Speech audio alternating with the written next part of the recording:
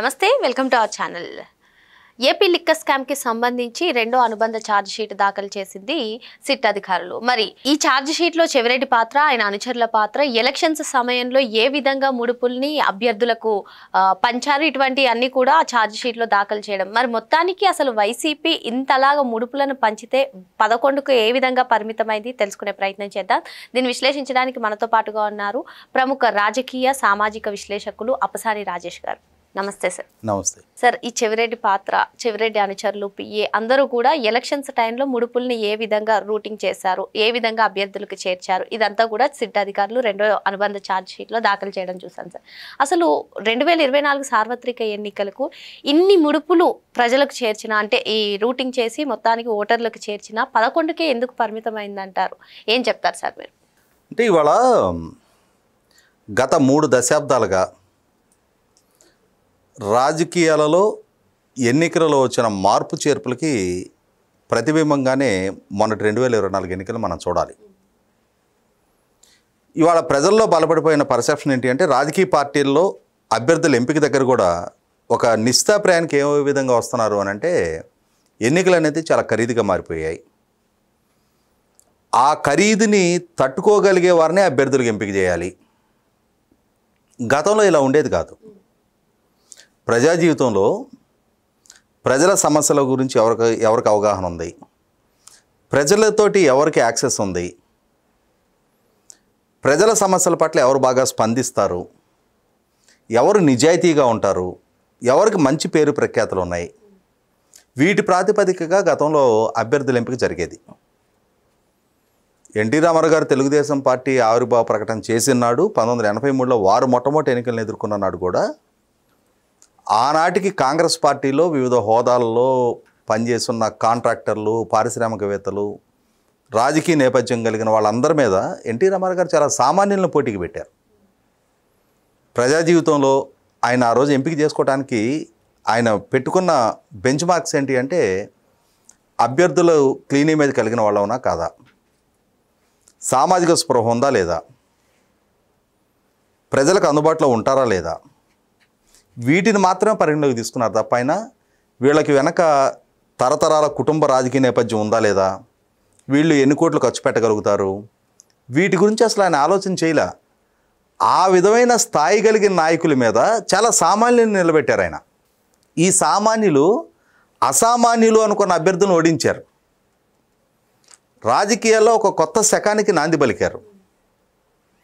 కానీ ఈ సామాన్యులుగా తమ రాజకీయ ప్రస్థానాన్ని మొదలుపెట్టిన, ఒక ఆ రోజుల్లో అవకాశాలు దక్కించుకున్న జనరేషన్ కూడా మళ్ళీ వాళ్ళ వారసులుగా వాళ్ళ పిల్లల్ని దింపే క్రమంలో వాళ్ళు కూడా ఆ రోజు తమని ఏ ప్రాతిపదిక మీద ఎంపిక చేసుకున్నారు, తాము ఏ ప్రాతిపదికగా ఎంపికయ్యాము, ఏ విధంగా రాజకీయాలు కొనసాగించాము అన్న అంశాన్ని విస్మరించి, మా అబ్బాయి ఇన్ని కోట్లు పెట్టుకోగలుగుతాడు, మా అబ్బాయికి టికెట్ ఇవ్వండి, లేదంటే మా కోడలు, లేదంటే మా అమ్మాయి, మా అల్లుడు, వాళ్ళ సొంత కుటుంబ సభ్యుల్ని వాళ్ళు రాజకీయ రంగ ప్రవేశం చేయించాలి అన్న కూడా మొట్టమొదట మాకున్న ప్లాట్ఫామ్ ఇది, ఇన్ని కోట్ల దగ్గర నుంచి మా ప్రస్థానం బిగినవుద్ది, మాకు మీరు టికెట్ ఇవ్వండి అని రాజకీయ నాయకత్వాల దగ్గర బేరాలు పెట్టుకునే పరిస్థితికి వచ్చేసింది. దాంతో వాళ్ళ వైసీపీ పార్టీ కూడా 2019లో అధికారం దక్కించుకున్నారు. 2024లో మళ్ళీ అధికారం దక్కించుకోవాలి అని అంటే వేల కోట్ల డబ్బు మనం సంపాదించాలి. ఆ డబ్బు సంపాదించడం కోసం వాళ్ళు ఎంచుకున్న మార్గం, ఎన్నికలకు ముందు అధికారం దక్కించుకోవడానికి నేను మద్య నిషేధం చేస్తా, ఇవాళ సమాజానికి పెనుభూతంగా మారిన ఈ మద్యం రక్కసిని 2024 ఎన్నికల నాటికి సమాజంలో కనిపించకుండా నేను దూరం చేస్తా, కేవలం 5 స్టార్ హోటల్స్కి పరిమితం చేస్తా, ఇవాళ ఆర్థికంగాను ఆరోగ్యపరంగాను కుటుంబాలను చిన్నాభిన్నం చేస్తున్న మద్యం రక్కసిని నేను రద్దు చేస్తా అని చెప్పని వాగ్దానం చేసి అధికారంలోకి వచ్చిన జగన్మోహన్ రెడ్డి ఈ వాగ్దానాన్ని తొంగలో దొక్కి మద్యాన్ని ఆదాయ వనరుగా మార్చుకున్నాడు. మద్యాన్ని ప్రభుత్వానికి ఆదాయ వనరుగానే కాదు, తన సొంత ఆదాయ వనరుగా కూడా మార్చుకున్నాడు. దాంట్లో ఇవాళ మనం చూస్తున్నాం, ఏ స్థాయి నాయకులు వాళ్ళ ప్రమేయాన్ని బట్టి ఇప్పటికే అరెస్టులు అయ్యారు, విచారణలు ఎదుర్కొంటూ ఉన్నారు, ఛార్జ్షీట్లు ఫైల్ అవుతూ ఉన్నాయి. పైగా మొన్నటి ఎన్నికల్లో కూడా చాలామంది అభ్యర్థులకి ఈ మద్యం మాటున సంపాదించిన అక్రమ డబ్బే పంపిణీ చేశారు, వాళ్ళు ప్రజలకు ఖర్చు కూడా పెట్టారు. అయినా సరే మరి ఖర్చు పెట్టారు, డబ్బు సంపాదించారు, ఖర్చు పెట్టారు. మరి ఆ ఖర్చు మిమ్మల్ని నెగ్గించిందా? అంతిమంగా ప్రజల ఆకాంక్షలకు అనుగుణంగా పరిపాలన చేస్తే ఈ డబ్బు ఉన్నా లేకపోయినా మిమ్మల్ని నెగ్గిస్తారు. ఆ రోజున మీరు ప్రజలకు ఏం వాగ్దానాలు చేస్తే మీకు 151 స్థానాలు వచ్చాయి. మీరు వాటిని ఎంత మాత్రం ఎన్ని వాగ్దానాలు నిలుపుకోగలిగారు, నెరవేర్చారు, ప్రజల జీవితాల మీద ఎటువంటి ప్రభావం చూపించారు, రాష్ట్ర ఆర్థిక స్థితిగతులు మెరుగుపడ్డాయా, ప్రజల కొనుగోలు శక్తి పెరిగిందా లేదా, మన ఇరుగు పొరుగు రాష్ట్రాల సరసన మనం కూడా తలెత్తుకుని సగర్వంగా నిలిచామా లేదా, వీటి ప్రాతిపదిక మీద ప్రజల ఆలోచన ఉంటుంది. 5 సంవత్సరాలు జగన్మోహన్ రెడ్డి గారు పాలకుడిగా ఉన్నాడు. ఆయన పాలనా హయం నా జీవితం మీద ఎటువంటి ప్రభావం చూపింది, నా బిడ్డల భవిష్యత్తు ఎంతవరకు సెక్యూర్ చేయగలిగింది, ఈ రెండు మొట్టమొదటి ఆలోచిస్తారు. ఆ తర్వాత సమాజం స్థితిగతులు ఒకసారి చూసుకుంటారు.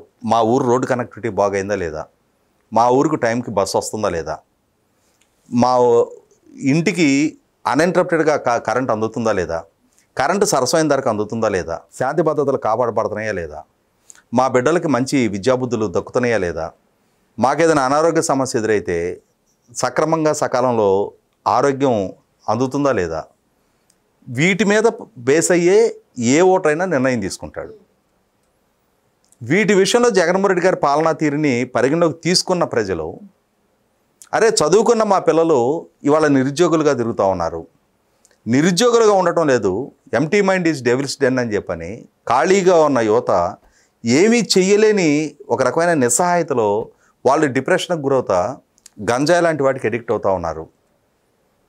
అరే మా ఇరుగు పొరుగు వాళ్ళు ఈ జగన్మోహన్ రెడ్డి తయారు చేసిన ఈ సబ్స్టాండర్డ్ చీప్ క్వాలిటీ లిక్కర్ తీసుకొని వాళ్ళ అనారోగ్యం పాలయ్యారు, అకాల మరణాలు పొందారు, రోడ్ కనెక్టివిటీ ఇంత అధ్వానంగా తయారైపోయింది. ఇవన్నీ ఆలోచనలోకి పరిగణలోకి తీసుకున్న ప్రజలు నువ్వు పంచిన డబ్బుని లెక్క చేయరు. కాకుంటే ఏంటంటే ఇవాళ ఏ రాజకీయ పార్టీ అయినా డబ్బు ఇవ్వడానికి వాకిట్లోకి వచ్చినప్పుడు మాకొద్దు అన్నారనుకో, ఓహో వీడు మన డబ్బు తీసుకోవట్లేదు అని అంటే వీడు మన అపోజిషనాడు అన్న అభిప్రాయం కలుగుద్ది. సో అందుకోసం అరే వీళ్ళకి మనం ఎందుకు టార్గెట్ కావాలి, వాడు ఇస్తున్నాడు మనం తీసుకుందాం. రేపు పోలింగ్ బూత్లోకి వెళ్ళినాక అంతిమంగా అక్కడ నా డిస్క్రిప్షన్ కదా, సీక్రెట్ ఓటింగ్ కదా జరిగేది. సో నా ఓటు నాకు నచ్చిన వాళ్ళకి వేసుకుంటా నేను. ఇవాళ వీళ్ళు డబ్బు ఇచ్చారు కదా అని చెప్పని వీళ్ళకి నా భవిష్యత్తు నేనెందుకు పండగ పెట్టి ఇవాళ రేపటి రోజున వీళ్ళ డబ్బుకి నేను ఎందుకు అమ్ముడుపోతా, నేను కొనుగోలు చేస్తున్నాను నన్ను అని చెప్పని వాళ్ళు అనుకుంటున్నారు. వాళ్ళ డబ్బు నాకు ముట్టింది కాబట్టి నన్ను వాళ్ళ ఓటర్గా వాళ్ళు పరిగణలోకి తీసుకుంటున్నారు. కానీ ఎండ్ ఆఫ్ ది డే నాకు ఒక సొంత ఆలోచన ఉంది. ఇది నా జీవితం, నా భవిష్యత్తు, నా బిడ్డల భవిష్యత్తు, ఆ తర్వాత నా సమాజ భవిష్యత్తు, రాష్ట్ర భవిష్యత్తు, వీటన్నిటిని పరిగణలోకి తీసుకొని నేను ఓటు వేసుకుంటా అని చెప్పని ఆలోచన చేసుకుంటున్న ఓటర్ మెచ్యూరిటీ ఈ డబ్బుని దాటి వాళ్ళ ఆలోచన పరిధి ఉంది. దాంతో వాళ్ళు ఏమర్థమైంది మనకి, మొన్న 2024 ఎన్నికల్లో గెలిచిన వాళ్ళు డబ్బు ఇచ్చి ఉండొచ్చు, ఓడిన వాళ్ళు డబ్బు ఇచ్చి ఉండొచ్చు, కానీ ఓటర్ ఒకరికే వేశారు. మరి దాని అర్థం డబ్బు ప్రభావం చూపలేదనేది అర్థమవుతుంది కదా. ఈ డబ్బు ప్రభావం చూపలేదు అనుకున్నప్పుడు డబ్బు అనే ఏకైక ప్రాతిపదిక మీద అభ్యర్థుల ఎంపిక జరగకూడదు. డబ్బు అనే ఒక్క ప్రాతిపదిక మీద అభ్యర్థుల ఎంపిక జరిగితే మళ్ళీ ఎలక్షన్స్కి ఇంకా అదనంగా డబ్బు ఖర్చు పెట్టాలి అనే ఆలోచనతో ఎలా డబ్బు సంపాదించాలనే తాపత్రయంలో పడిపోతూ ఉన్నారు. అలా కాదు, 2024 ఎన్నికలు నేర్పిన గుణపాఠంతో 2029 నాటికి ఏ రాజకీయ పక్షం అయినా సరే డబ్బు ప్రాతిపదిక కాదు, ఈ రాబోయే 4 సంవత్సరాల పాటు పార్టీ పట్ల ఎవరు లాయల్టీ ప్రదర్శిస్తారు, ప్రజా సమస్యల పట్ల ఎవరు స్పందిస్తారు, ఇవాళ ప్రభుత్వంలో జరుగుతున్న తప్పుల్ని ప్రతిపక్షం నుండి ఎవరు ప్రశ్నిస్తారు, అంకిత భావంతో చిత్తశుద్ధితో ప్రజలకి ఎవరు అందుబాటులో ఉంటారు, ఈ ప్రాతిపదిక మీద నేను డబ్బు అనేది క్రైటీరియా కాదు అని జగన్మోహన్ రెడ్డి గారు ఒక నిర్ణయం తీసుకున్నారనుకో, డెఫినెట్గా చంద్రబాబు నాయుడు గారు వాళ్ళ అధికారంలో ఉండి వారు కూడా అటువంటి నిర్ణయాలే తీసుకుంటారు. అంటే ఇది ఖచ్చితంగా ఎక్కడో దగ్గర ఈ జరుగుతున్న ఈ ప్రక్రియకి ఒక కరెక్షన్ అనేది రావాలి. ఈ డబ్బు వరవడలో కొట్టుకుపోతా ఇప్పుడు ఒక 25 కోట్లు 30 కోట్లు ఒక 50 కోట్లు లిక్విడ్ రూపంలో ఖర్చు పెట్టగలుగుతున్నారు అని అంటే ఎన్ని వందల కోట్ల రూపాయల ఆస్తిపరులు అయి ఉంటారు వాళ్ళు. అంటే ఎటువంటి కంఫర్ట్ జోన్లో నుంచి వాళ్ళు వచ్చుంటారు. ఇవాళ సమాజంలో ఈ కష్ట నష్టాలు, పోరాటాలు, ఈ ప్రశ్నింపబడటాలు, వీటిని ఎంతవరకు వాళ్ళు ఫేస్ చేయగలుగుతారు, హ్యాండిల్ చేయగలుగుతారు? ఏసీ రూముల్లో నుంచి, ఏసీ కారులలో, సెక్యూర్డ్ వ్యాపారాలు, సెక్యూర్డ్ ఆదాయ వనరులు, వీటన్నిటి మధ్యలో నుంచి వచ్చి ఇన్ని కోట్ల రూపాయలు ఖర్చు పెట్టిన తర్వాత ప్రైవేట్ లైఫ్ సాక్రిఫైస్ చేసుకుంటా ప్రజా జీవితంలో మమేకం అవ్వాలి అంటే అందరితో సాధ్యం కాదు. దాంతో ఏమవుతుందంటే ఈ మధ్యకాలంలో మనం గమనిస్తూ ఉన్నది, సుదీర్ఘకాలం రాజకీయాల్లో కొనసాగలేకపోతూ ఉన్నారు. ఒకసారి 2 సార్లకే ఫేడ్ అవుట్ అయిపోతూ ఉన్నారు. అంటే వాళ్ళకి పక్కన ఒక గన్మెను, బాడీగార్డు, ఎక్కడికి వెళ్తే అక్కడ 10 మంది వందిమాగదులు, జై జై ద్వానాలు, ఆ కారు ఆగ్గానే పరిగెత్తుకుంటూ వచ్చి కారు డోర్లు తీసేవాళ్ళు, సెల్యూట్లు చేసే పోలీసులు, వీటిని మాత్రమే చూసిన వాళ్ళకి ఒక ఫ్యాన్సీనెస్ కలుగుద్ది, అరే మనకు కూడా ఇవన్నీ దక్కాలి కదా అని చెప్పని. కానీ వాస్తవ రూపంలోకి వెళ్తే అసలు సిసల నాయకుడిగా ప్రజలకు అందుబాటులో ఉండటం అనేది అంత ఈజీ కాదు. సమస్యల గురించి అవగాహన చేసుకోవాలి, సమస్యలను ఎలా పరిష్కరించాలి అని చెప్పనే సామర్థ్యం ఉండాలి.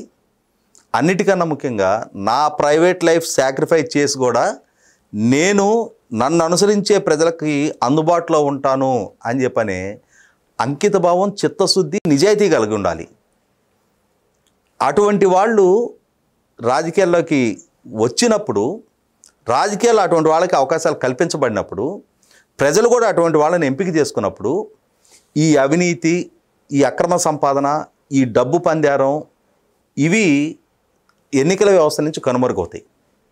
కాబట్టి ఇక్కడ రాజకీయ పార్టీల నుంచి ఆ చొరవ జరగాలి, ప్రజల నుంచి కూడా ఆ చొరవ జరిగే తీరాలి. ఇవాళ రాజకీయ పక్షాలు వాళ్ళు రేపటి రోజున ఈ ఎన్నికల నుంచి ఇక డబ్బు పంపిణీని మేము ప్రోత్సహించాం, మేము నిజాయితీ కలిగిన సమాజంలో పేరెన్నిక కన్నా ప్రజలకు అందుబాటులో ఉండే అభ్యర్థులనే మేము ఎంపిక చేస్తున్నాం, వాళ్ళకే మేము అభ్యర్థిత్వం ఖరారు చేస్తున్నాం, మీ ముందు అటువంటి వాళ్ళనే మేము ఎన్నికల క్షేత్రంలో మా అభ్యర్థులుగా మీ ముందు పోటీకి నిలబెడుతున్నాం అని చెప్పని ఎన్నికల సందర్భంగా ఒక స్పష్టమైన నిర్ణయం ఒక్క రాజకీయ పక్షం ముందు అటువంటి నిర్ణయం తీసుకున్నా సరే, ఖచ్చితంగా నేను చెప్తున్నా, డబ్బు మాత్రమే ఓటర్కి ప్రాధాన్యత కాదు.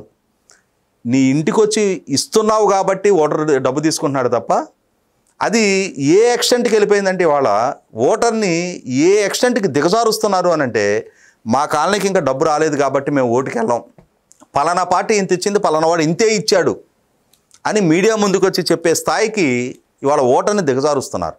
అంటే ఇవాళ ఓటరు స్వేచ్ఛగా ఓటేసుకునే ఆ హక్కుని కూడా పొల్యూట్ చేసేస్తూ ఉన్నారు. కాబట్టి 100కి 100 పాళ్ళు ఎన్నికల వ్యవస్థలో సమూలమైన మార్పు రావాలి.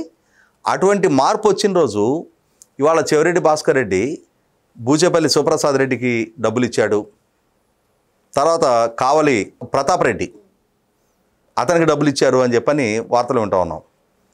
డబ్బులు ఇచ్చిన చెవిరెడ్డి భాస్కర్ రెడ్డి ఓడిపోయాడు, డబ్బులు పుచ్చుకున్న వాళ్ళు ఓడిపోయారు. కాబట్టి ఇక్కడ డబ్బు ఒకటే క్రైటీరియా కాదు అనేది 2019 ఎన్నికలు నిర్ధారణ చేసింది, 2024 ఎన్నికలు కూడా నిర్ధారణ చేసింది. ప్రజల ఆకాంక్షలకి అనుగుణంగా వ్యవహరించగలిగిన నాయకుడు మాత్రమే రాజకీయాల్లో సర్వైవ్ అవుతారు.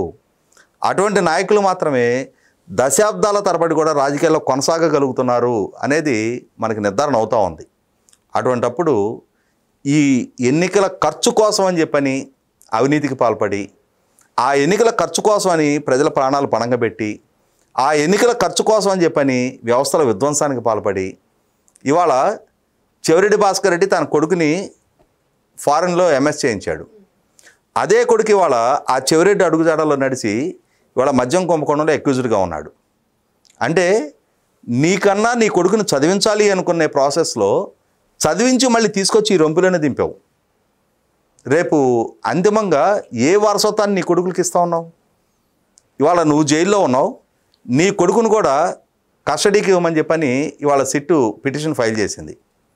అంటే రేపటి రోజున నీ కొడుకు నిన్ను ఫాలో కావడానికి నువ్వే భూమికి సిద్ధం చేసావు. ఈ వారసత్వమే నువ్వు సమాజానికి కూడా ఇవ్వాలనుకుంటున్నావా? ఇవాళ ఏ నాయకుడైనా సరే మొట్టమొదటిగా ఆలోచించుకోండి. మరో అంశంతో మళ్ళీ కలుద్దాం. Thank you sir.